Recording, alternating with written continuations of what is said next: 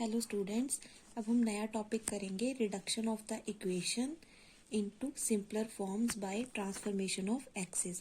इसमें हमारे पास second degree की कोई भी जनरल इक्वेशन दी हुई है, तो इसमें जो एक्स और वाई वाली टर्म्स हैं उनको हम या तो लीनियर टर्म्स बोलते हैं या हम बोलते हैं फर्स्ट डिग्री टर्म।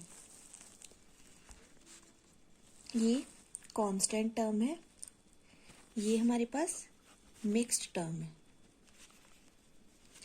इस इक्वेशन में अगर हमारे पास ये तीनों चीजें जीरो हो जाती हैं, मतलब ये सेकंड डिग्री की इक्वेशन है, ये भी सेकंड डिग्री वाली टर्म है, ये भी सेकंड डिग्री वाली टर्म है, मतलब अगर हमारे पास a x square plus b x y plus c y square इतनी सी इक्वेशन ही रह जाती है, तो इसमें सारी टर्म्स सेकंड डिग्री की है, तो इसको हम बोलेंगे ये होमोजीनियस इक्वेशन है। अगर इसमें एक्स वाई वाली टर्म जीरो हो जाती है तो मतलब इस इक्वेशन में कोई भी मिक्स टर्म नहीं है, और अगर डी और ई जीरो हो जाते हैं मतलब ये सेकंड डिग्री की जो इक्वेशन है वो लीनियर टर्म से या फर्स्ट डिग्री टर्म से फ्री है। तो ट्रांसफॉर्मेशन ऑफ एक्सिस से हम क्या करेंगे, इन मिक्स टर्म को या लीनियर टर्म्स को रिमूव कर सकते हैं, या हम क्या कर सकते हैं, इक्वेशन को होमोजीनियस बना सकते हैं। इसके अब हम क्वेश्चंस करते हैं, उससे ज्यादा क्लियर हो जाएगा। जैसे फर्स्ट क्वेश्चन है कि show that bye a suitable transformation of axis the first degree terms can be remove from the equation this.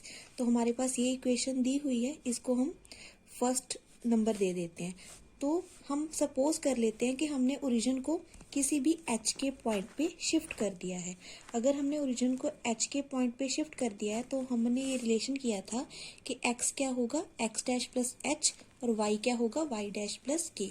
X और वाई पुराने वाले कोऑर्डिनेट्स हैं पॉइंट के, और एक्स डैश वाई डैश जब हमने ओरिजिन को शिफ्ट किया एच के पॉइंट पे वो कोऑर्डिनेट्स हैं। तो अब हमने एक्स और वाई की वैल्यू फर्स्ट इक्वेशन में पुट कर दी, इसको सॉल्व किया तो ये एक्स डैश और वाई डैश की टर्म में इक्वेशन आ गई।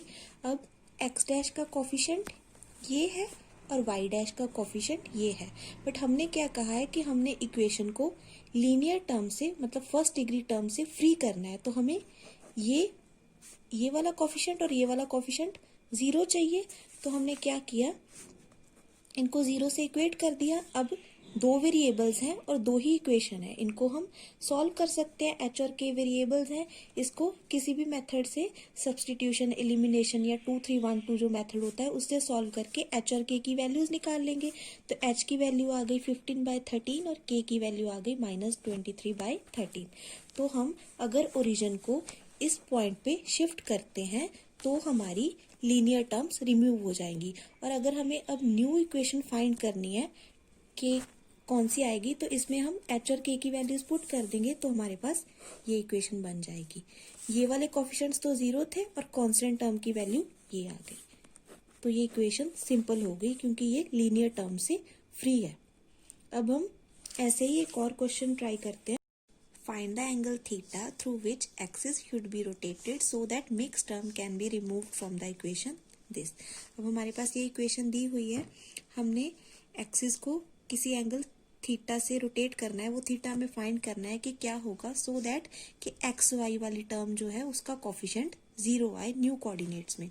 तो हमने सपोज कर लिया कि हमने एक्सिस को किसी थीटा एंगल से रोटेट किया, तो हमने एक्स और वाई की वैल्यू लिख ली in terms of x dash और वाई डैश। उस वैल्यू को फर्स्ट इक्वेशन में पुट कर दिया, उसको जब हमने सॉल्व किया तो हमारे पास एक्स डैश वाई डैश वाली चार टर्म्स आ रही थी, उन टर्म्स को कंबाइन कर लिया। हमने क्या कहा था कि जो मिक्स टर्म है मतलब जो एक्स डैश और वाई डैश वाली टर्म है उसका कोफिशिएंट हमें जीरो चाहिए, तो उसका जो कोफिशिएंट आया था उसको हमने जीरो से इक्वेट कर लिया। तो हमारे पास क्या बना 6 cos theta sine theta -4 cos square theta minus sine square theta is equals to 0। अब cos square theta minus sine square theta क्या होता है cos 2 थीटा, उसको ऐसे लिख लिया, 6 को लिख लिया 3 × 2 और हमें पता है 2 cos थीटा साइन थीटा क्या होता है साइन 2 थीटा। यहाँ से क्या किया tan 2 थीटा की वैल्यू निकाल ली, तो 2 थीटा किसके इक्वल आया tan इनवर्स 4/3 और थीटा किसके इक्वल आया 1/2 tan इनवर्स 4/3। मतलब अगर हम एक्सिस को इस एंगल से रोटेट करेंगे तो हमारी जो मिक्स टर्म है उसका कोफिशिएंट जीरो आएगा। अब क्वेश्चन में ऐसा भी पूछा जा सकता है कि आप नई इक्वेशन जो आएगी वो फाइंड करो, तो उसको कैसे फाइंड करेंगे। अब हमारे पास tan 2 थीटा 4/3 दिया हुआ है। हमें पता है tan 2 थीटा किसके इक्वल होता है, 2 tan theta into 1 minus tan square theta. ये किसके इक्वल है, 4/3।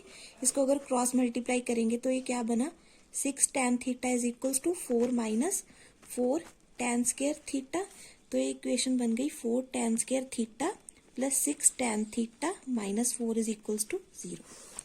तो ये क्वाड्रेटिक है tan थीटा में, तो इसमें इससे हम tan थीटा की वैल्यू निकाल लेंगे। अगर कोई हमारे पास क्वाड्रेटिक इक्वेशन है ax square plus bx plus c is equals to 0, तो हम x की वैल्यू कैसे निकालते हैं, minus b plus minus b square minus 4ac divided by 2a।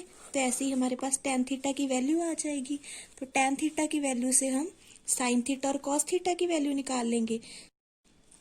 Sign theta और कॉस थीटा की वैल्यू हम इस इक्वेशन में पुट करेंगे तो हमारे पास x और y की values in terms of x dash और y डैश आ जाएगी। फिर उसको इसमें पुट करके हम इस इक्वेशन को in the form of x dash और y डैश लिख लेंगे।